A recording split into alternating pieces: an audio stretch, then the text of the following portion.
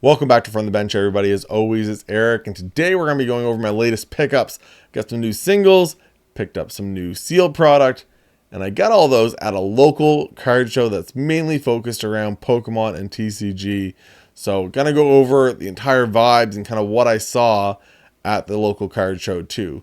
You hear all these things online and people talking all about the Pokemon hobby online, but it's nice to kind of hear it how it's actually happening in the real world at something like a card show. So gonna go over all that before I get to the actual pickups that I got in front of me. So first part was, what did I see while I was there? Well, not as much Prismatic Evolutions as I would have thought.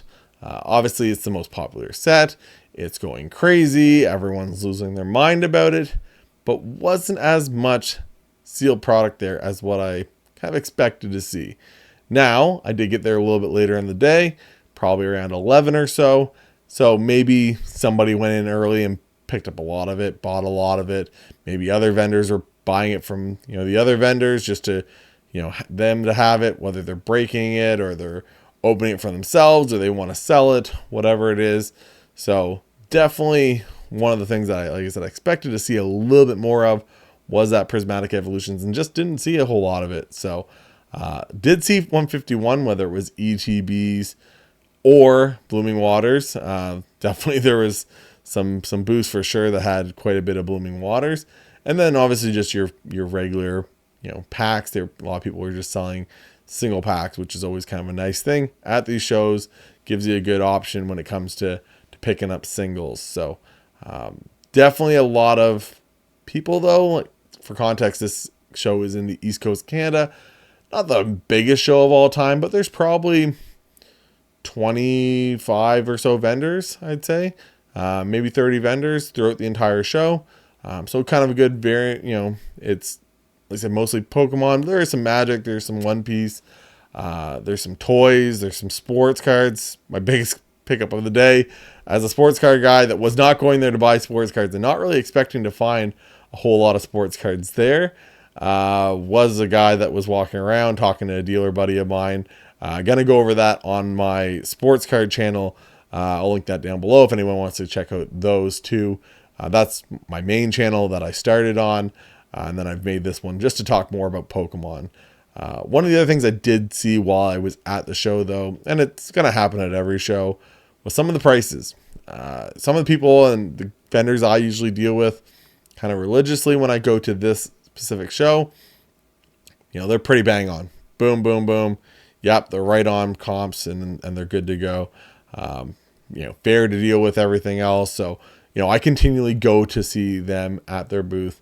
But there is those people, and a lot of it's graded stuff that I found was a little bit worse, but they kind of get that 10%, 20% escalation on, their slabs or their singles or whatever it may be. And it's just, to me, it's a little funny just because it's like, this is probably, inventory you've had for a little bit. So you're up, right? You probably bought that $100 card and, now it's worth $400 because of the latest, boom in the last month or two, or $200 or $300, whatever it is. And you got to add that extra 10 or 20% on top of it, just to be above comps for whatever reason. Cause maybe it spiked last night by another $20. So you want to bump it up from, being a $200 card to it's a $220 card now, or $240. And it's not the end of the world, but it's a thing you see all the time in the hobby. And like I said, a lot of these people probably are into these cards for less, quite a bit, than what they're trying to sell it for. And, so it just makes you kind of just, those aren't the vendors you deal with usually though. Right. And that's the thing. Like, I go to the same people at this card show. I've probably dealt with them the last 3 or 4 times I've gone there. And I don't buy $1 million worth of stuff, but I buy, a couple, today it was $75 worth of stuff from them. Other times it was $100 and some dollars. It always kind of varies, but I'm a regular there. It's one of the people I know it's easy to deal with. So just being fair on the prices was another thing. big thing that you see at card shows. People always say, what's the difference between like a sports card show and a Pokemon card show? And I will tell you, the big difference is top loader binders. You just don't see them in a sports card world. You just very rarely do you see those. Mostly it's just your regular 2-row boxes. I don't have any beside me. But like a regular 2-row boxes and a bunch of, top loaders in there, some prices on the cards that people can just kind of take them out and flip through them. And that's kind of how you price your stuff. And I'm the same way when it comes to that. Pokemon, a lot of it's those, you still get those a little bit, but a lot of it's those top loader binders.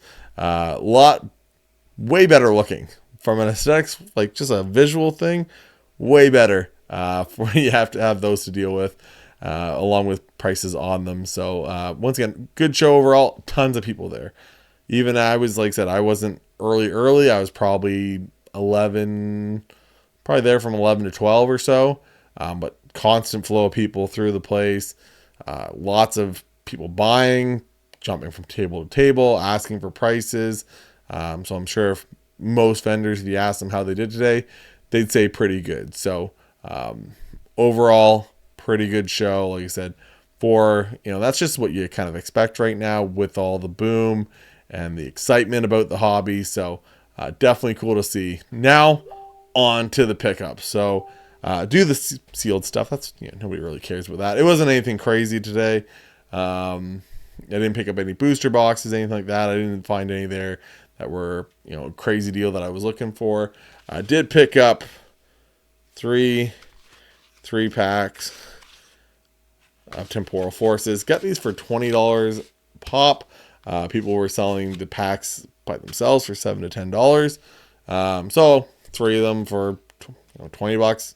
Essentially saved $1 a pack. $1 for when you add them up to the 3. So we'll be opening those up on a later episode on the channel.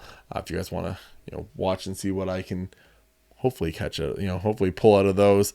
But easy to deal with vendor, everything else. So I grabbed those. Next up, the singles. Picked up these 5. So first one, Meowscarada. I think it's an underrated card. Just nice full art. It's a starter Pokemon. It's a grass starter, so I know it's not as crazy, but had $20 on it. Canadian. Picked up not 1 but 2 of the Tangela. These were $8 a piece. Picked up a Genesect V. They're breakdancing. $25. And last but not least, Tag Team of Venusaur and Snivy for $25 in the rainbows. So overall, they came to $86. $86 was the sticker price on the 5. And I asked the guy, what we'd be able to do. And he said $75, and I said sure. So pretty simple pickup. $75 there. Another $60 on the 3 Temporal Forces blisters. So in total, my spending today was $135 for that. And then the sports card end of it, once again, if you want to check out that part of the channel, was a box full of stuff. So much stuff. So much. Anyways, I bought for $450. So was not expecting to do that. Shout out to Jarrett, one of the dealers there. He wasn't in position to kind of pick up like a $400 and some lot. So he, passed the guy on to me. And I then rewarded Jared by giving him a few cards for his PC out of the ones I picked up. So, anyways, if you guys want to check that out, like I said, I will make a video on the sports card end of the channel. But overall, once again, busy show.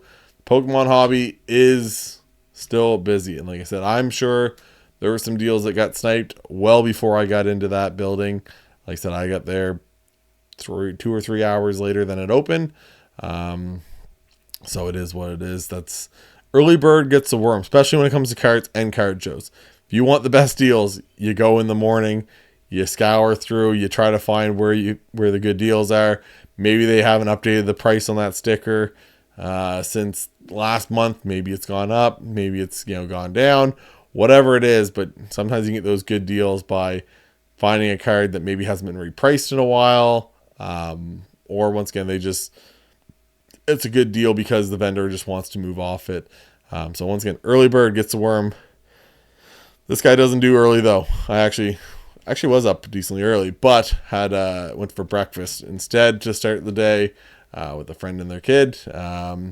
Did that and then drug the girlfriend to the card show afterwards. So hopefully you guys enjoy this. Like I said, if you guys haven't yet, hit the like, hit the subscribe, follow me on Instagram. If you want, you can check out the sports card too. I'm going to be doing more updates and more market stuff as we go on. Should have a PSA submission coming back soon that will also be on the channel. But yeah, hopefully you guys enjoy this. And for Eric from the bench, talk to you guys later. Bye, guys.